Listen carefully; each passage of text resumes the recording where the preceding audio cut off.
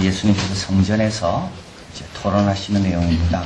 성경에서 다양한 사람들이 이제 어려운 질문을 예수님께 가져와서 이제 예수님의 대답이 뭔지를 이제 한번 묻는 그런 내용인데요. 예수님은 이제 그들의 질문, 논쟁거리에 이제 단지 응수하는 것이 아니라 오히려 하나님의 진리를 가르칠 수 있는 기회로 이 기회를 삼고 있습니다. 그래서 세상에 대해서, 부활에 대해서, 하나님의 사랑에 대해서 귀한 내용이 오늘 이 12장에 들어가 있습니다. 첫 번째 논쟁은 조세 세금 논쟁입니다. 아주 어려운 주제입니다. 잘못 말하면 로마 당국에 체포되기도 할 거고요. 또 아니면 백성들로부터 버림을 받든지 조금만 발을 잘못 디뎌도 넘어지게 되는 아주 신랄 같은 위에서 이제 예수님의 답이 나와야 됩니다. 이 구절에서 우리는 예수님께서 로마 당국에 대해서 처음으로 하신 말씀을 우리가 읽게 되고요. 그것은 나중에 사도 바울, 베드로 쭉 이어지는 모든 성경의 기준이 되는 그런 말씀을 여기서 하고 계십니다. 13절 저희가 예수의 말씀을 책 잡으려고 제일 어려운 걸 가져왔겠죠. 바리새인과 헤롯 땅 중에 사람을 보냅니다. 헤롯 땅이라는 것은 누구냐 하면 헤롯이 다스리고 있었지만 헤롯 위에는 로마가 있었습니다. 그래서 로마의 이제 권위에 의지해서 또 로마에 종속돼서 그러니까 로마에 얼마나 충성하겠습니까? 그 자리를 지키려면요.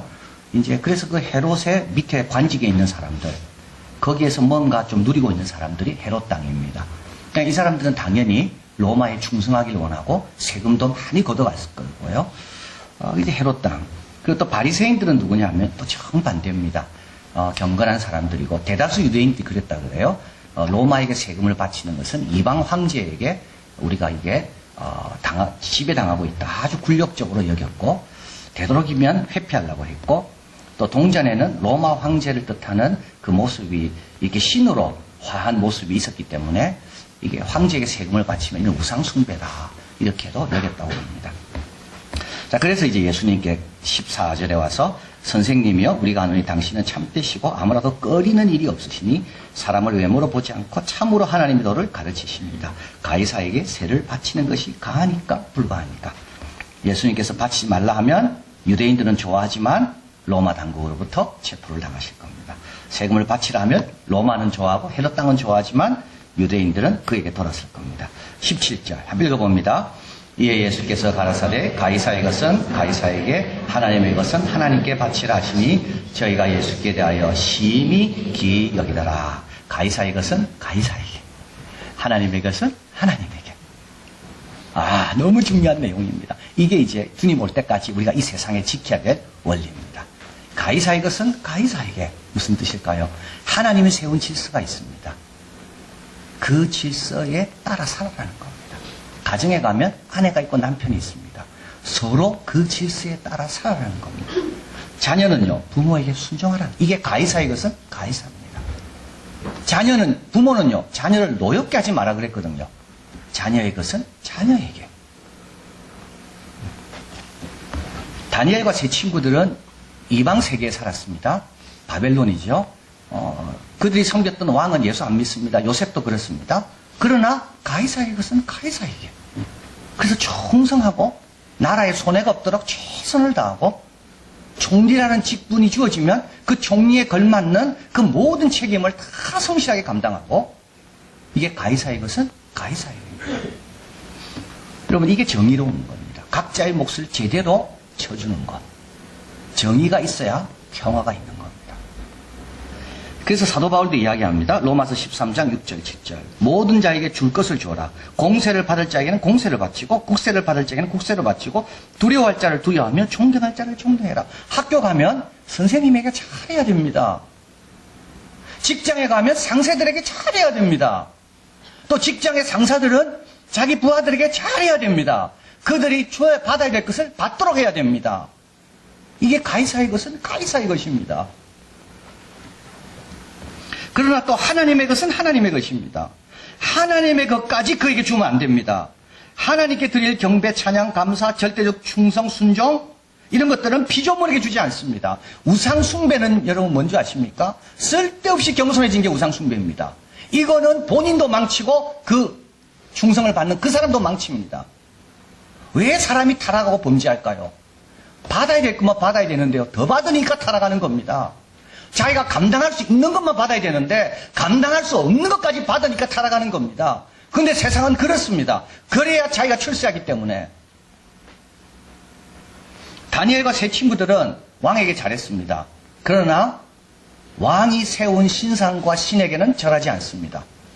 다니엘은 페르시아 왕에게 너무 잘했습니다. 마음이 민첩하여서 정말 왕이 신임하는 그런 신하였습니다. 그러나 기도하지 말라는 명령에는 순종하지 않습니다. 여전히 기도합니다. 과도한 충성, 쓸데없는 겸손, 6일 동안은 열심히 일해야 됩니다. 그러나 제7일은 여호와의 안식일입니다. 이게 가이사의 것과 하나님의 것입니다. 직장 가서 여러분 하나님 핑계대고 대강 일하면 안 됩니다. 교회 와서 직장 핑계대고 대강 하면 안 됩니다.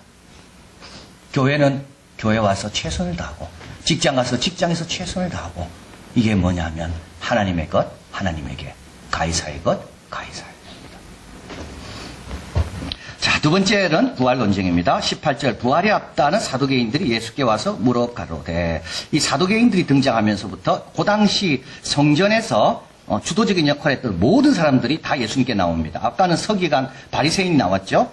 헤롯 땅에 나왔고 지금은 사두개인들이 나오고 나중에 서기관이 나옵니다. 이들이 성전에서 중요한 역할을 감당했던 어떻게 보면 엘리트들입니다. 이들이 다 갖고 있는 문제들을 가지고 예수님께 나옵니다. 이제 사두개인입니다. 부활 믿지 않습니다. 또 천사도 믿지 않습니다. 이들은 성경 중에 모세오경만 중요하게 생각합니다. 사도행전 4장에 오면 우리 예수님의 제자들이 부활을 전하잖아요. 예수님의 부활을. 그래서 이들이 제자들을 사도들을 잡아가지고 채찍질하게 합니다. 왜냐하면 이들은 부활을 믿지 않거든요. 근데 부활에 대한 소식이 자꾸 사람들에게 전화되고 많은 사람이 믿으니까 이 사두개인들이 견딜 수가 없는 겁니다. 자, 이들이 이제 예수님께 질문을 가져옵니다. 19절 선생님이여 모세가 우리에게 써주기를 사람이 형이 자식이 없이 죽으며 그 아내를 두고 있으면 그 동생이 그 아내를 취하여 형을 위하여 후사를 세울지니라. 이거는 형사 취수법입니다. 형이 죽었습니다.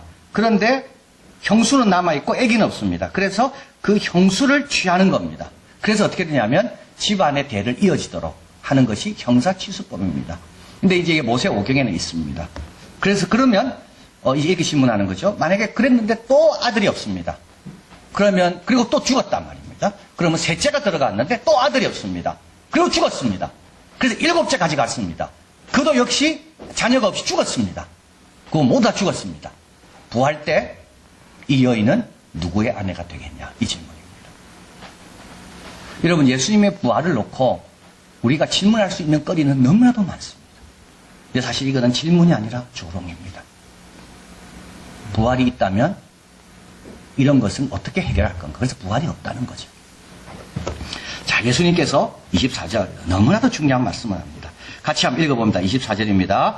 예수께서 가라사대 너희가 성경도 하나님의 능력도 알지 못함으로 오해함이 아니냐. 잘 보십시오. 모세오경 말고는 부활에 대한 말씀이 많이 있습니다. 이사야에도 나오고요. 시편 나오고 다니엘서에 나오고 욥기에 나옵니다. 성경도 잘 모르고 있는 거죠. 또 한 가지 성경과 하나님의 능력은 같이 갑니다. 성경을 이해하고 성경으로부터 영감을 얻으며 성경으로부터 도움을 받으려면 뭘 믿어야 되는가 하면 하나님의 능력을 믿어야 됩니다. 여러분 그렇지 않으면 성경은 조롱거리입니다. 천지창조 6일 동안 어떻게 창조합니까? 하나님의 능력을 믿으면 가능한 거죠. 우리 예수님이 무리를 걸으셨습니다. 불가능, 조롱거리입니다. 그러나 하나님의 능력을 믿으면 우리에게 교훈이 됩니다.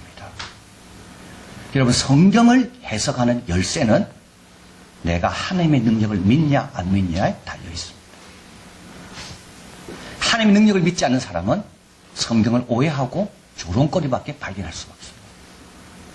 그러나 하나님의 능력을 믿는 사람은 성경에 있는 수많은 기사들 가운데 오늘 나에게 적용될 영감, 교훈들을 발견하게 됩니다. 그래서 예수님이 말씀합니다. 너희가 성경도 모르고 하나님의 능력도 모르는구나. 자, 그러면서 말씀합니다. 25절 사람이 죽은 자 가운데 살아날 때에는 장가도 아니 가고 시집도 아니 가고 하늘에 있는 천사들과 같다. 이 말은 뭐냐면 다른 관계, 다른 모습으로 다 변해 있을 거다. 우리의 인격은 이어지지만 그러나 우리가 이 땅에서 만나는 그런 관계보다 더 영광스럽고 특별한 관계로 다 변할 것이다. 이것이 하나님의 능력이라는 겁니다. 그러니까 자꾸 이 땅에 것 가지고 거기 대입시키지 말라는 거예요. 그리고 나서 예수님은 26, 27절 이 사두개인들은 모세 오경만 믿는다 그랬잖아요. 그 모세 오경에 나타난 부활의 말씀을 여기서 하고 있습니다.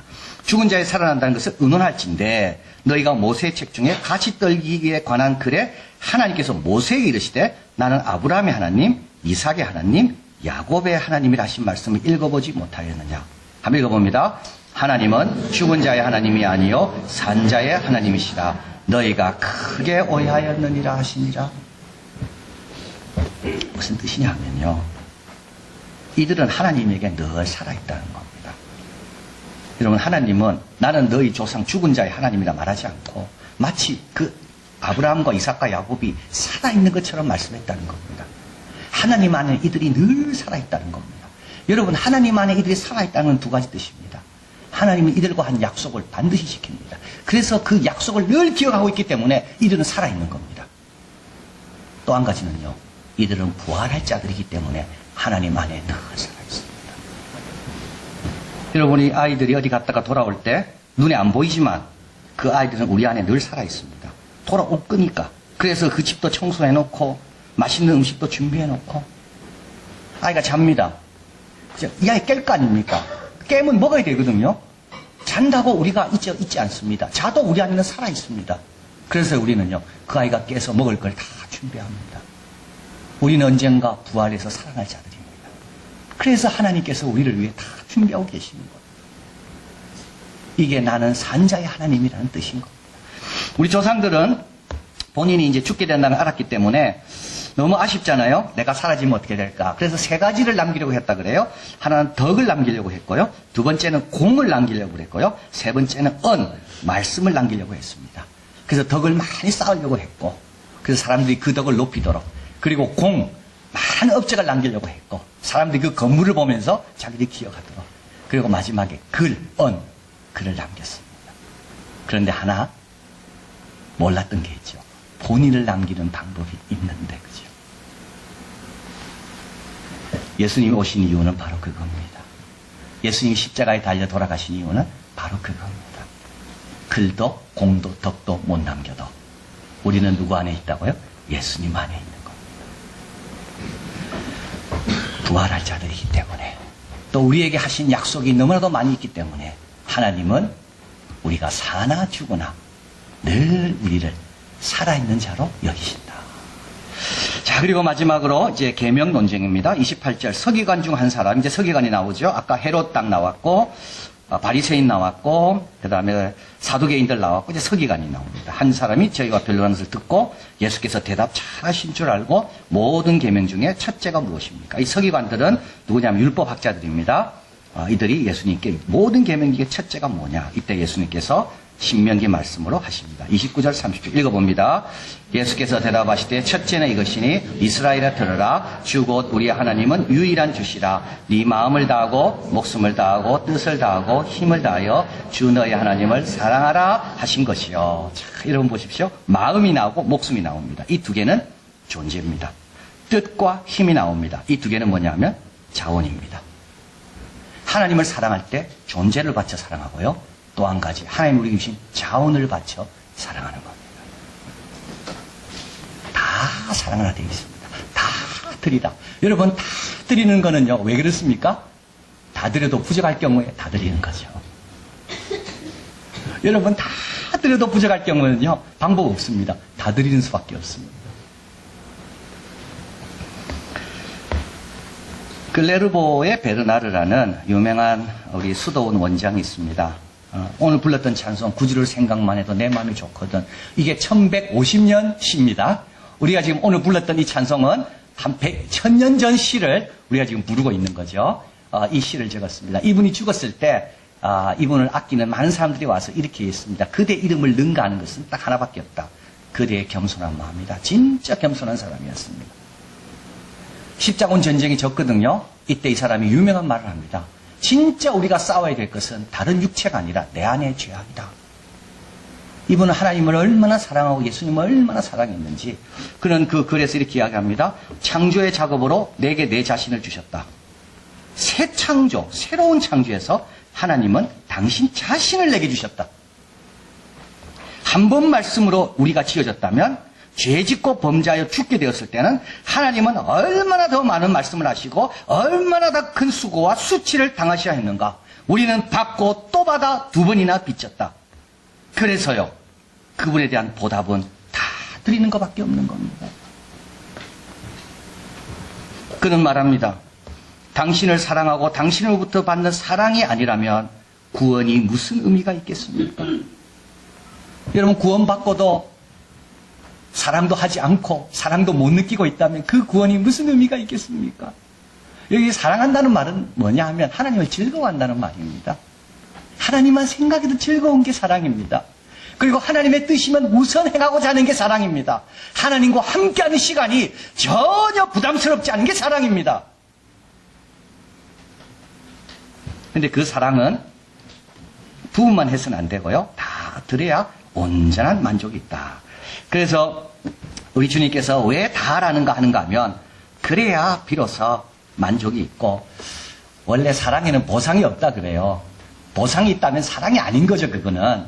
그러나 사랑하는 자에게 보상이 하나 주어지는데 그 보상은 하나님 자신이라는 겁니다. 그래서 참 사랑을 하라는 겁니다. 세상 너무 사랑하는 사람은요, 바닷물 마시는 것처럼 여전히 허기집니다. 여전히 목마릅니다.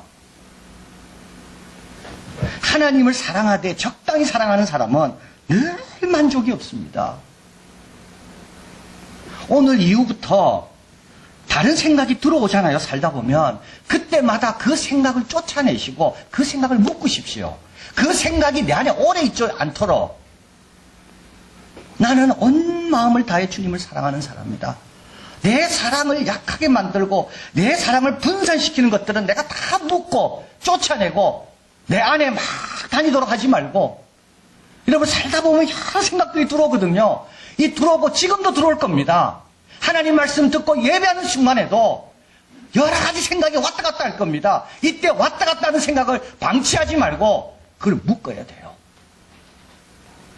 그거를 다시 자기 자리에 둬야 돼요. 이런 사람이요, 하나님의 사랑을 온전히 경험하고 참된 만족이 있는 겁니다. 자, 31절 둘째는 이것이니 내 이웃을 내 몸과 같이 사랑하라 하신 것이다. 이에 더 큰 계명이 없습니다. 자, 하나님 사랑으로 인하여 이제 이웃 사랑이 되는 겁니다. 여러분, 이웃은 내가 좋아서 사랑하는 거 아닙니다. 하나님이 그를 사랑하기 때문에 내가 사랑하는 거예요. 그래서 이웃 사랑과 하나님 사랑은 별개가 아닙니다. 하나님이 그를 귀하게 여기기 때문에 그를 사랑하는 겁니다. 그래서 고린도전서 사랑장에 보면 사랑은 오래 참고, 이게 그냥 오래 참는 게 아닙니다. 아버지를 생각하고 참는 거예요. 자, 우리 예수님께서 성전에서 계명에 대해서 말씀하시고 부활에 대해 말씀하시고 조세에 대해서 말씀하셨습니다. 그리고 나서 우리 예수님께서 한 여인을 발견합니다. 41, 42절입니다. 예수께서 연보계를 대하여 앉으사 무리의 연보계에 넣는 돈 넣는 것을 보실세 여러 부자는 많이 넣는데 한 가난한 과부는 와서 두 렙돈 곧 한 고드란트를 넣는지라. 두 렙돈은 얼마냐 하면 한 시간에 받는 시급의 4분의 1입니다. 그러니까 한 시간에 10,000원 받으면 두 렙돈은 2,500원입니다. 두 렙돈 곧 한 고드란트. 이 한 고드란트는 로마 언어입니다. 그래서 두 렙돈은 이거는 그 당시 쓰였던, 예수님 당시에 쓰였던 돈의 화폐 단위거든요. 근데 이 마가복음 지금 로마 사람들에게 쓰여 있는 복음입니다. 그래서 그 로마 사람들이 이해할 수 있도록 두 렙돈은 한 고드란트다. 이렇게 설명을 붙인 거죠. 자, 43절, 44절 예수께서 제 아들을 불러다가 이르되 내가 진실로 너에게 이르노니 이 가난한 과부가 연복에 넣는 모든 사람보다 많이 넣었도다. 저희는 다 풍족한 중에 넣었거니와 이 과부는 구차한 중에서 자기 모든 소유, 생활비 전부를 넣었다. 마음과 목숨과 힘과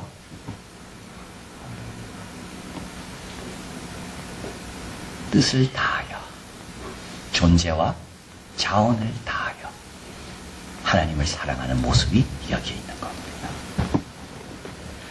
여러분, 성전은요 많이 부족한 곳입니다.